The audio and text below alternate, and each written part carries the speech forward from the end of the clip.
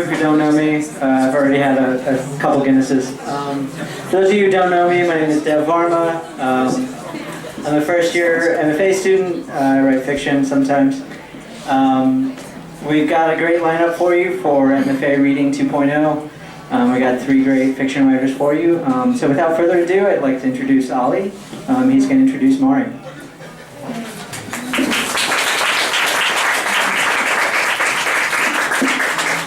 Hi, I'm Ali. I'm a second year fiction writer. I'm introducing Mari. Mari's fiction is always fun to read for me. Her stories never fail to surprise me with their relentless humor and witty unpredictability. The world that Mari creates is a delightfully strange one in which, after a fight with her husband, the woman takes her telescope outside and looks through it at her neighbor's stairs.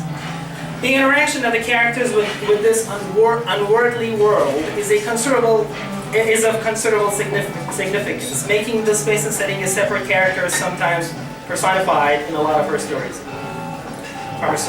For the first 5 years, the houses moved from us like they were running late. If Mari's fictitious people are placed in unworldly worlds, they themselves deal with nothing but the most real and subtle of human feelings. They wrestle with fear of being cheated, uncertainties of human relation, with doubt and vulnerability, and with whims and passions. It then becomes interesting how these characters react to the threats and fears they face. Imagine you're with your girlfriend, when all of a sudden, Houdini crawls out from under her blouse. If there's one thing you would want in that moment, what would it be? Mari's solution in such instances is cherry-picked moments of action, reaction, and/or dialogue. Funny, smart, and unexpected. This is the ending of the story Return to Sender. After the explosion, I kicked around the broken branches and thought, the heart is somewhere else. Mari knows well how to write a sentence. One open sentence and you're hooked. Her sentences are simple and elegant, like a small group of penguins in white tuxedos, shaking hands and saying to one another, "How do you do?" Her sentences can turn into a compact micro-story in and of themselves. Also, if you're looking for top-notch similes, there is no dearth of them in Mari's works. The Korean vet in the apartment building who doesn't have legs and is a real basket case gets lonely and rides the elevator up and down for hours like acid reflux. One of the stories you will be hearing tonight is both the winner of the Black Warrior Review's 9th fiction contest and a wonderful story. If you don't believe me, here's what Brian Evanson has to say about it.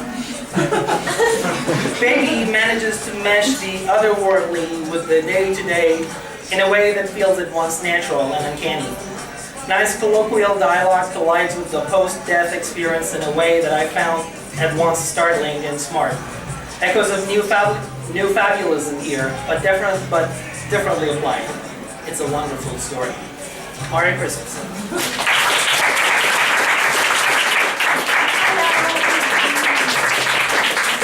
Is my audible?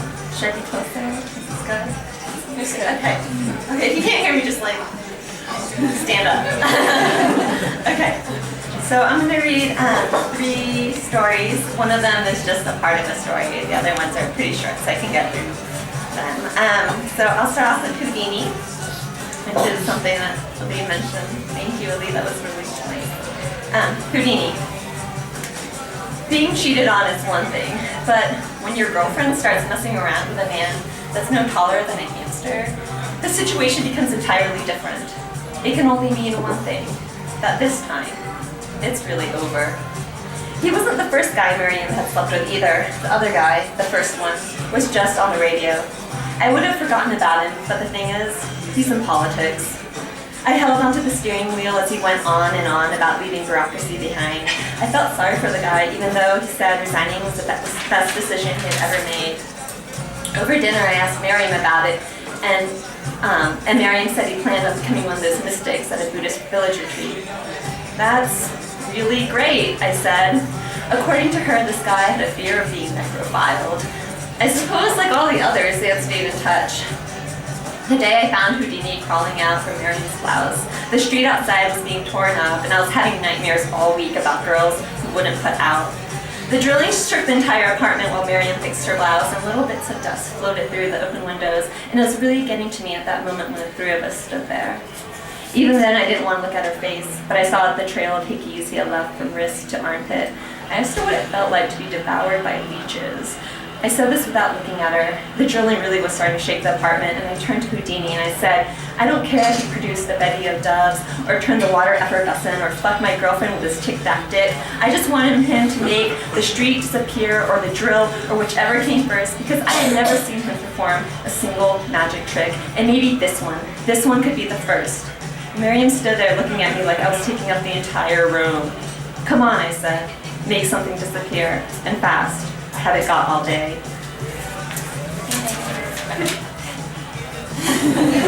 I'm really nervous. Okay, here we go.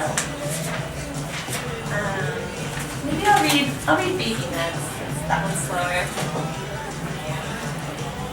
So I'm only going to read part of this.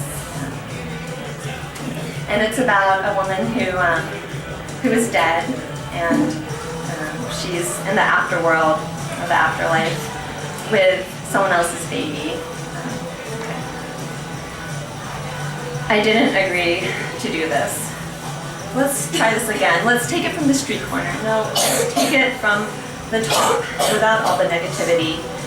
You could say I didn't agree to do this, but okay, here I am, and out over there, I point, is Tanner's fat baby nephew. I look at the lump sitting in the outfield like a scoop that fell out of an ice cream cone, and I start to cry.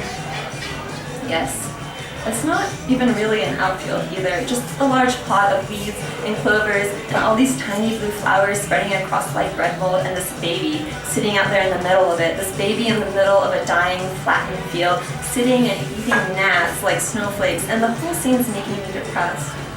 And I'm wishing for a different reason, a different season, a ride home, something. This isn't the afterlife I was expecting. I've been feeling so bummed out about the whole situation for a while now, sitting under this billboard watching him. Being dead is a thing to consider, and if that's not enough to break you, I'm sitting here wondering if there's like some kind of postpartum depression that happens to people who wind up in heaven with a baby that's not even theirs. I'd like to meet the support group for that, and tell the billboard. And while you're at it, the other thing I've been going back and forth about sitting under this goddamn billboard is not that I'm in the mood to start blaming a baby, but you know what? What the hell, I am, because who really got us here in the first place? Let me tell you, it wasn't me. Let me make that clear. No one came and asked me if I want to be this baby's plus one. Here I am, setting the record straight. Soon I will go out into the outfield and pick them up. I'm not sure how seriously they take their babies out here. The whole billboard is filled with children, so if that's not a hint, I don't know. I don't know how far you get around here, starting off on the wrong foot. Had enough lessons today. When I pick him up, he's completely dazed, like he's been stoned the whole time. And does this baby actually notice any difference between this place and the world we were both just kicked out of?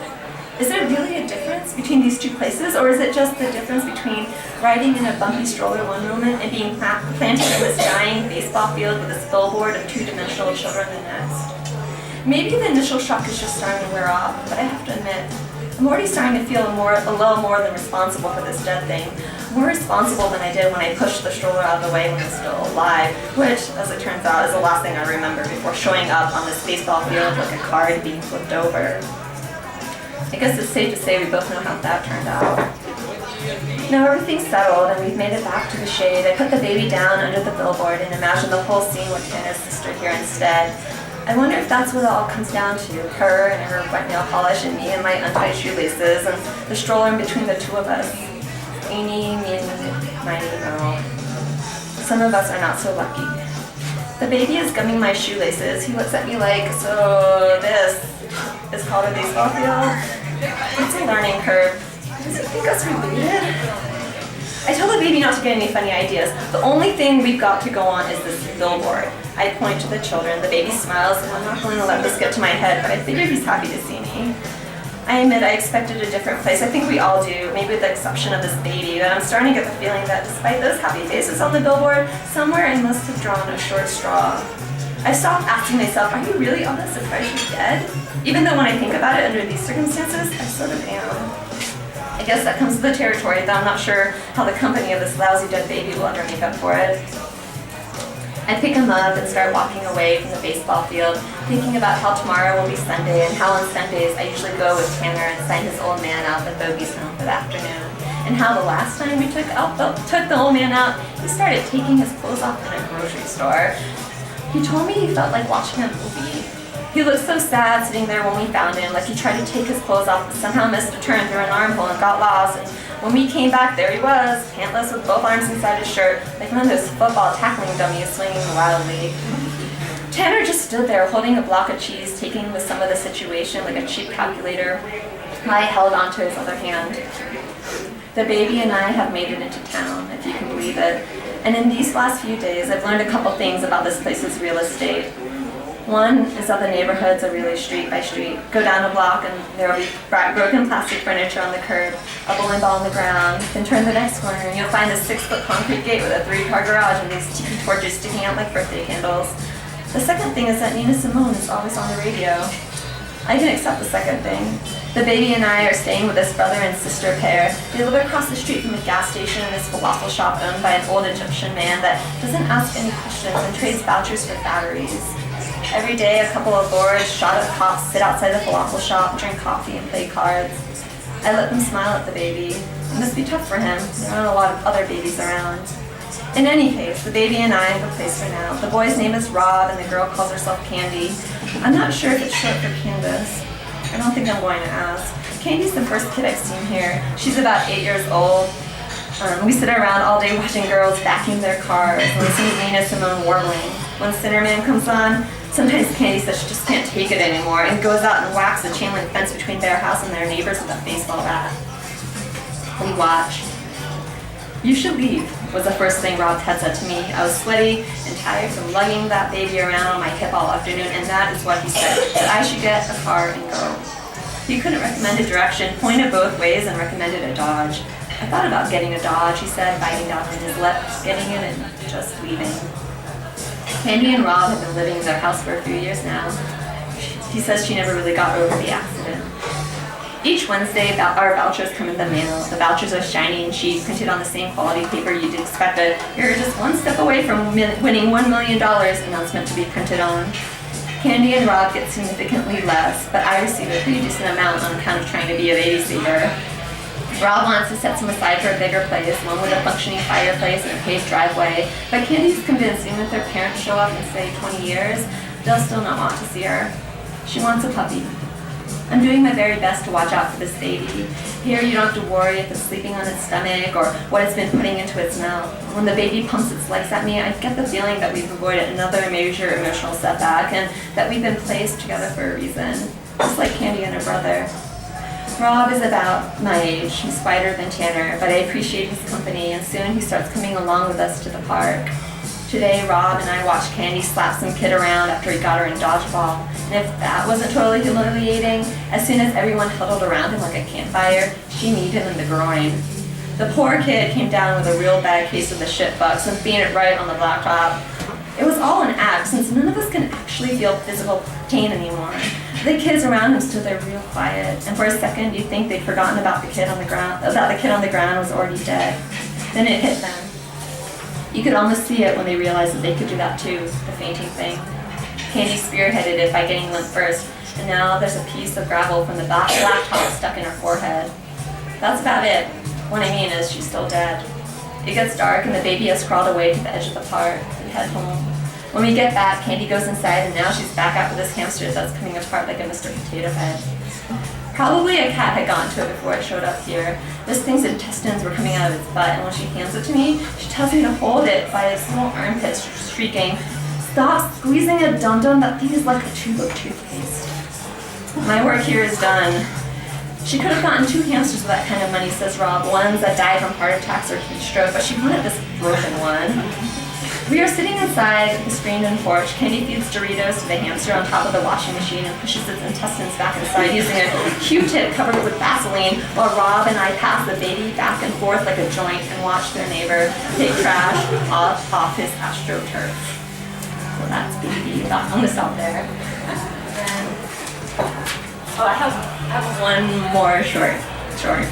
This is for Jamie because she wanted me to read some shorts. I have to find it.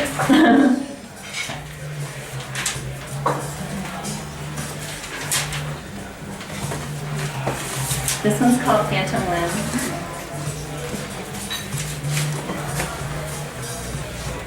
He breaks up with me. The weekend comes and there is no feeling.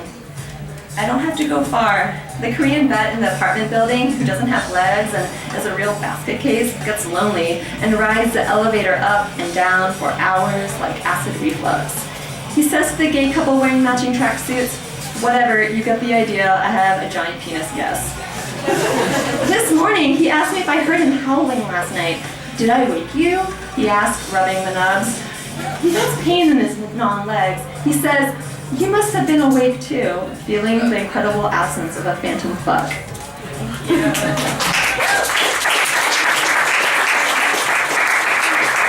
Christine.